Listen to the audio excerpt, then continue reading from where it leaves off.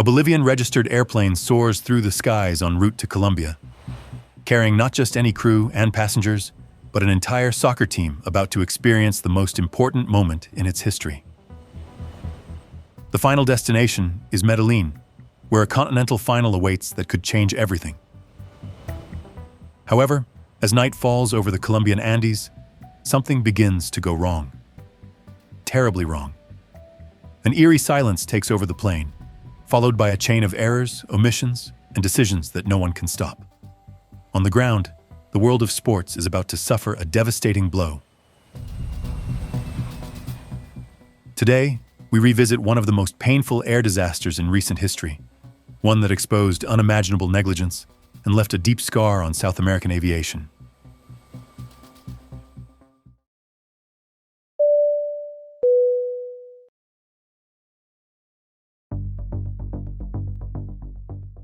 November 28, 2016. Viru Viru International Airport, Santa Cruz de la Sierra, Bolivia. It's 6 p.m., and here, LaMia Airlines Flight 2933 is boarding all its passengers, awaiting confirmation to taxi toward its assigned runway. LaMia Flight 2933 had been planned as a direct charter flight between Viru Viru International Airport and José María Córdoba International Airport in Rio Negro, which serves the Colombian city of Medellín. The distance between the two airports is 1,598 nautical miles, a route that sits right at the limit of what the aircraft can cover without refueling. Although a refueling stop in Cubaja was initially considered, that option was dismissed due to the airport's closing time. The plan was simple: depart Bolivia in the afternoon, cross Brazil without landing, and fly over part of the Amazon before entering Colombian airspace and descending through the mountains into Medellín.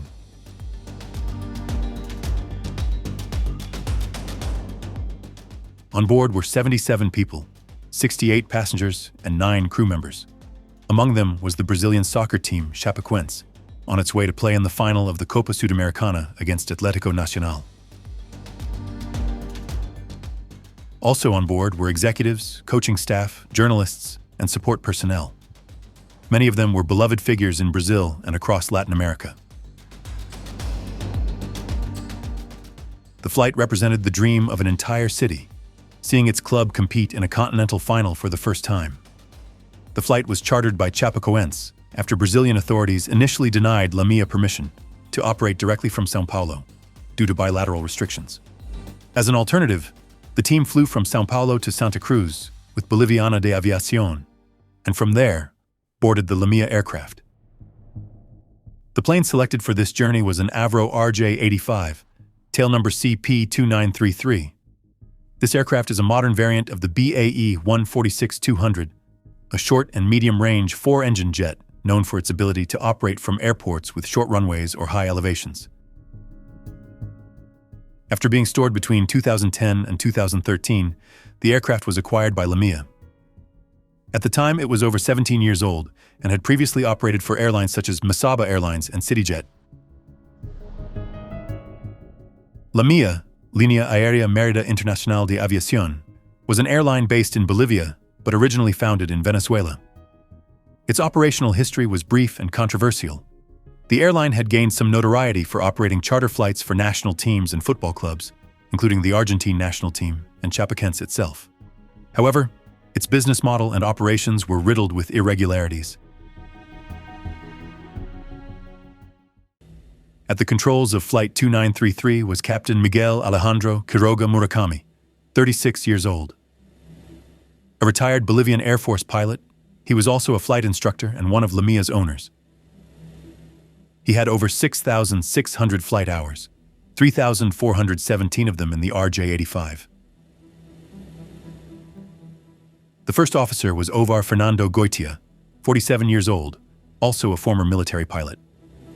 He had been certified on the RJ-85 just 5 months earlier and had logged over 1,400 hours in that model. Also in the cockpit was Sissy Arias, a young trainee pilot occupying the observer's seat.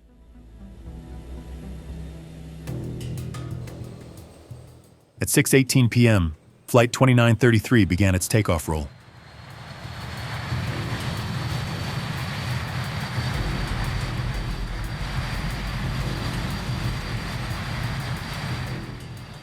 They lifted off without issues and set course for Colombia.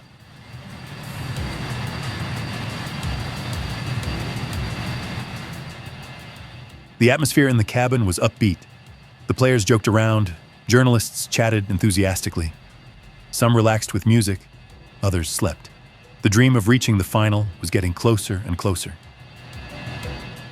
The sky was clear, and the crew followed the direct flight plan to José María Córdoba International Airport, which serves Medellín, Colombia. The estimated total flight time was approximately 4 hours. During the first few hours, the cabin atmosphere remained relaxed. The aircraft cruised at flight level 300. No technical or weather anomalies were reported, and communication with various FIRs remained active.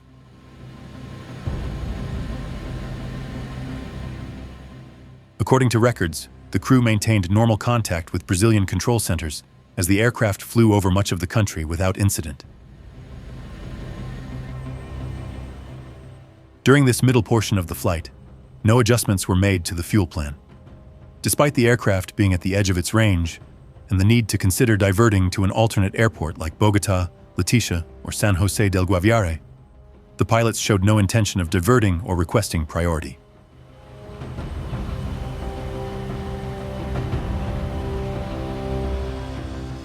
There is no communication indicating critical conditions or irregularities. The flight continues as planned.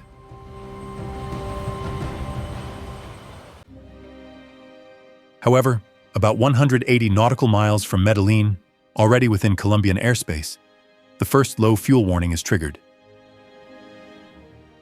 This alert, known as the Fuel Quantity Low-Level Advisory, indicates that at least one of the tanks has reached a critical level. At that moment, the crew has already contacted Bogotá Control and later Medellín Control, where they are assigned an arrival pattern via the Gemli waypoint. What happens next is crucial. At 9:30 p.m., the aircraft is near the Rio Negro VOR and enters a holding pattern along with other aircraft due to a Viva Colombia aircraft requesting priority because of a possible fuel leak. Flight 2933 does not declare an emergency and accepts the holding pattern despite already being in a precarious situation. Over the next 12 minutes, LaMia's RJ-85 completes 2 full turns in the holding pattern. Each turn adds between 50 and 60 kilometers to the total route, increasing fuel consumption for an aircraft already running on minimum reserves to complete the flight without issues. At 9:49 p.m., Captain Quiroga finally reports fuel problems and requests landing priority, but does not use the term Mayday or even fuel emergency. The controller replies that he must wait 7 minutes for vectors due to incoming traffic. At 9:52 p.m., the pilot finally declares an emergency, using the phrase fuel emergency for the first time, though he still doesn't use ICAO standard phraseology. Meanwhile, the engines begin to fail. Engine number 3 is the first to shut down, followed by engine 4. The aircraft begins losing altitude gradually, while the remaining 2 engines continue operating for a few more minutes. The descent is not abrupt at first, but it becomes steeper as the remaining engines begin to fail as well.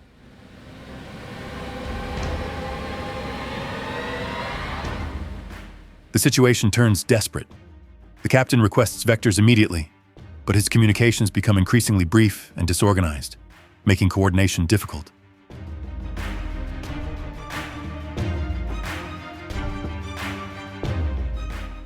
In Medellín's tower, the controller tries to assign them a direct approach, but it's already too late. At 9:55 p.m., the aircraft stops emitting radar signals.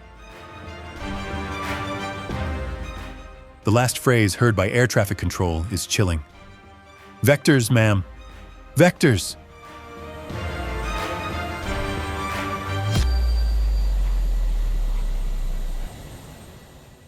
At 9:59 p.m., with no power in any of its 4 engines and the flaps set for landing, which significantly increases drag, The Avro RJ-85 crashes into the mountainous terrain of Cerro Gordo at an altitude of 8,500 feet, just 17.7 kilometers from the airport.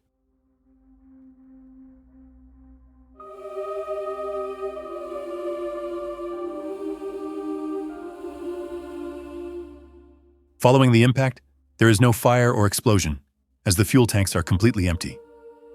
The aircraft is destroyed, but many structural components remain intact. This particularity would allow 6 people to survive in the minutes that followed.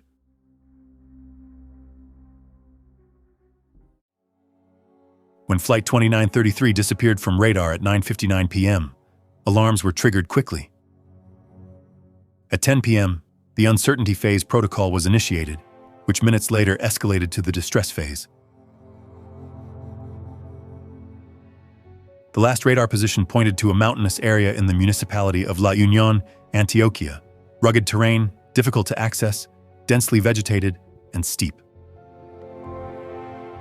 The first alert came from a Colombian air traffic controller who, after losing contact with the plane, immediately informed local authorities. At the same time, residents of the rural Cerro Gordo area began reporting to the police that they had heard a loud crash, which helped quickly narrow down the likely crash zone. At 12:44 a.m. on November 29th, nearly 3 hours after contact was lost, a Colombian Air Force helicopter and units from the fire department, civil defense, police, and military began a ground search from Rio Negro and La Ceja. Although there was no heavy rain, weather conditions were adverse due to fog and low visibility, forcing the cancellation of aerial night operations and focusing efforts on ascending by land. One of the first to reach the crash site on foot was Johan Ramirez, a 15-year-old local farm boy, guided by cries for help. His bravery proved vital. He led rescuers directly to the spot where survivors were found. At 2:58 a.m., rescue teams located the wreckage of the aircraft. The scene was devastating. The fuselage was broken into several parts, but there was no fire, which immediately gave rescuers hope. Among the wreckage, 6 people were still showing signs of life. The first person rescued was Alan Rushell, found conscious and still strapped to his seat. Shortly afterward, Jimena Suarez, Erwin Tumiri, Jackson Folman, and Rafael Hensel were located alive. The 6th survivor, Nato, was found around 6 a.m., several hours after the others, still covered by pieces of the fuselage, with multiple injuries but breathing. Rescuers carried out a monumental task, hauling stretchers on foot through mud and thick vegetation for hours, guided only by flashlights and portable lights. Ambulances couldn't reach the crash site, so improvised evacuation points had to be established. The humanitarian response was immediate. Volunteers, farmers, and locals provided logistical support, food, water, and emotional aid. The solidarity of the local community was praised worldwide. Within hours of the rescue, the news was already making headlines around the globe. What had begun as a radar disappearance had turned into an international tragedy, but it also became a story of joint effort, humanity, and professionalism in the face of adversity.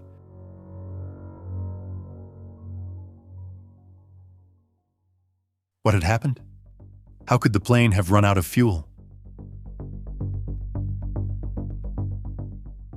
The investigation into Flight 2933 was led by Colombia's Special Administrative Unit of Civil Aeronautics, with participation from experts in Bolivia, Brazil, the United Kingdom, and representatives of France's BEA, given that the flight data recorder system was European-made.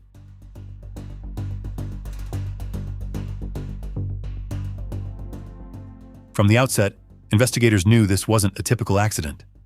The preliminary report quickly pointed to an alarming factor. The aircraft had run out of fuel, and not due to a leak, a minor miscalculation, or an unexpected emergency, but because of deliberately negligent planning.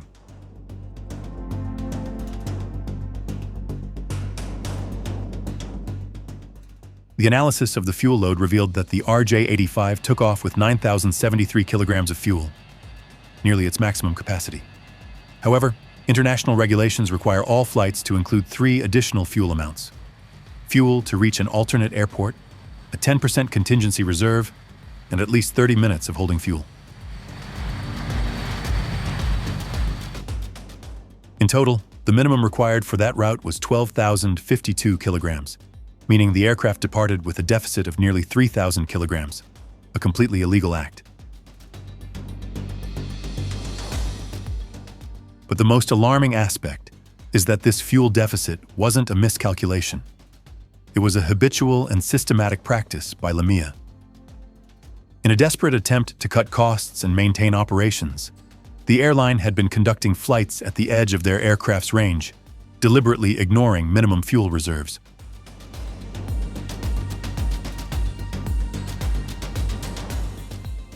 This practice was tolerated by Bolivian authorities, who never properly audited the flight plans. During the investigation, it was discovered that on previous flights, including one carrying the Argentine national team and Lionel Messi, the aircraft had landed with just 8 minutes of fuel remaining, skirting disaster. In those cases, luck was on their side, but in Chapecoense's case, there was no margin left. Captain Miguel Quiroga, who, as noted, was also a co-owner of LaMia, had submitted a flight plan that included a technical stop in Cobija, Bolivia. This stop would have split the journey to comply with fuel requirements and allowed the airline to benefit from a government fuel subsidy on domestic flights. However, the stop was fictitious. There was never any intention of landing in Cobija.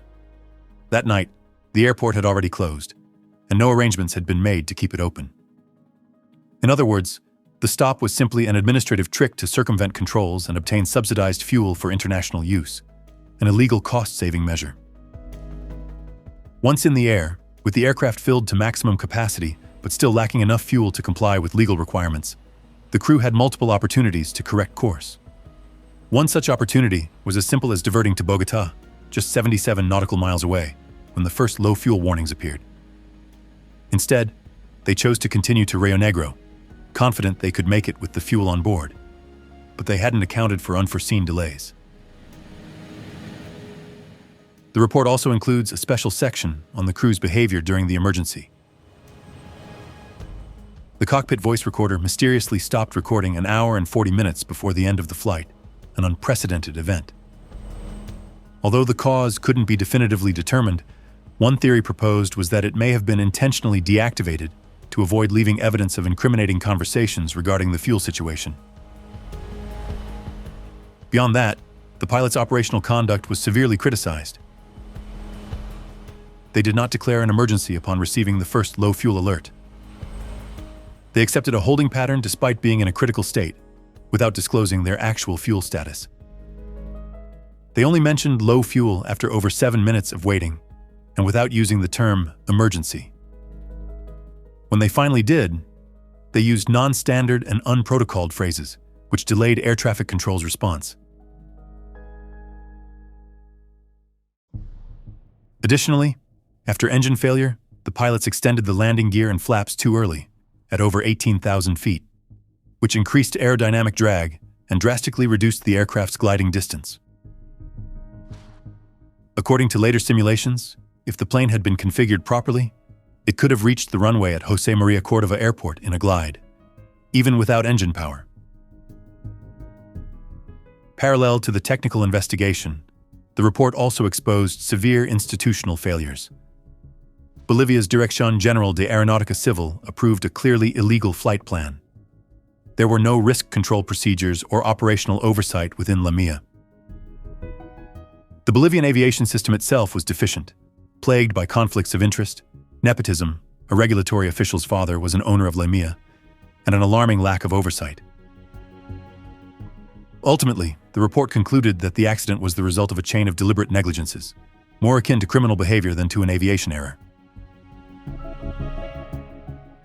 ICAO and other international organizations supported Gracia's findings and recommended structural sanctions and a review of charter airline licensing across the region.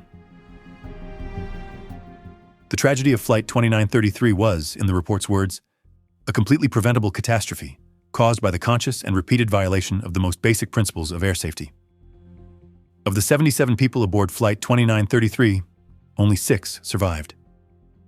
Against all odds, in the midst of the devastation left by the crash on the slopes of Cerro Gordo, some lives managed to endure. Their stories, marked by pain, chance, and resilience, became symbols of hope in one of the darkest tragedies in modern sports. Among the Chapecoense players, 3 survived. Alan Russell, 27-year-old left back. He was one of the first rescued. He suffered serious spinal injuries but, after a long recovery, returned to professional football. His comeback to the field, months after the crash, moved the world. Jackson Folman, backup goalkeeper. Though he survived, he had to undergo a leg amputation due to the severity of his injuries. Over time, he became a motivational speaker and a symbol of perseverance, even appearing on TV programs and engaging in social projects. Neto, central defender. He was found under the fuselage wreckage, critically injured and nearly unconscious. His rescue took place hours after the crash, when most believed there were no more survivors.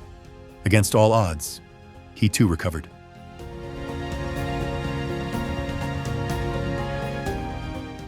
In addition to the players, 2 crew members and 1 journalist also survived. Jimena Suarez, a 28-year-old Bolivian flight attendant. She was found still strapped to her seat in the rear section of the fuselage. Her testimony was crucial in the early hours to help reconstruct what had happened on board. After the crash, she left aviation for good. Erwin Tamiri, an aviation technician. He survived by being shielded within a small structural section that cushioned the impact. Years later, he would also survive a bus accident in Bolivia, becoming something of a legendary figure. Rafael Henzel, a Brazilian journalist from Radio Oeste, was rescued with multiple fractures but conscious. His story deeply moved Brazil, where he continued his work as a journalist until his death from a heart attack in 2019 while playing soccer with friends. Many agree that it was the exact location of the impact, along with the absence of a post-crash fire, that made survival possible. Unlike other accidents, there was no explosion. The plane simply crashed without fuel, preventing the fuselage from catching fire.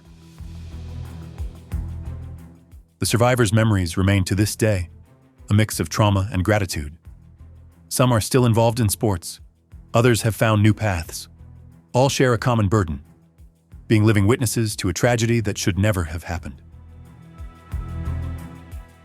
LaMia Airlines was dissolved. Criminal proceedings were initiated in Bolivia against officials and executives, though few resulted in final convictions. The world of football mourned the loss. Atlético Nacional, Chapecoense's opponent in the final, requested that the title be awarded to Chapecoense, a gesture approved by CONMEBOL. The Brazilian club was devastated, but began a slow reconstruction with international support. The tragedy triggered a wave of changes in charter flight protocols, stricter reviews of fuel plans, and audits of small airlines across Latin America.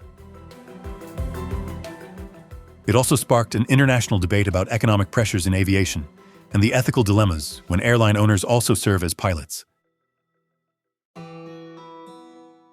If this case impacted you and you'd like to explore it further, I recommend the following sources.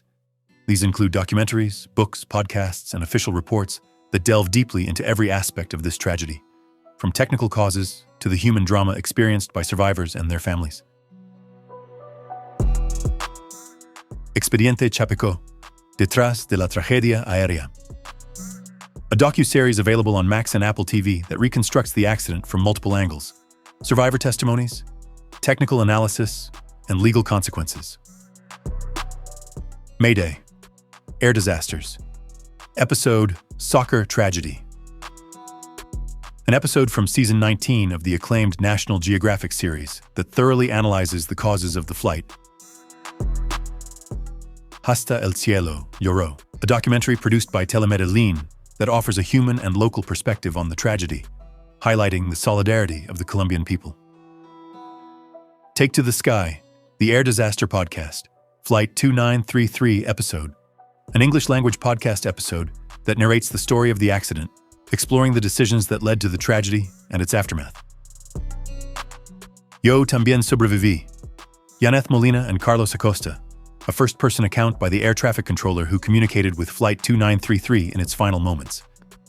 The book offers a unique perspective on the tragedy and the personal aftermath faced by Molina. final report on the Flight 2933 accident, a technical document detailing the official investigation of the accident, including analysis of causes, contributing factors, and recommendations to prevent similar incidents. Today we revisited November 28, 2016, when a LaMia Avro RJ-85 crashed into the Colombian mountains, leaving an indelible scar on the world of football and aviation. If this story moved you, feel free to support this channel with a like, a comment, and by subscribing. It truly helps to keep telling these stories with respect and depth. Thank you for joining me on this flight.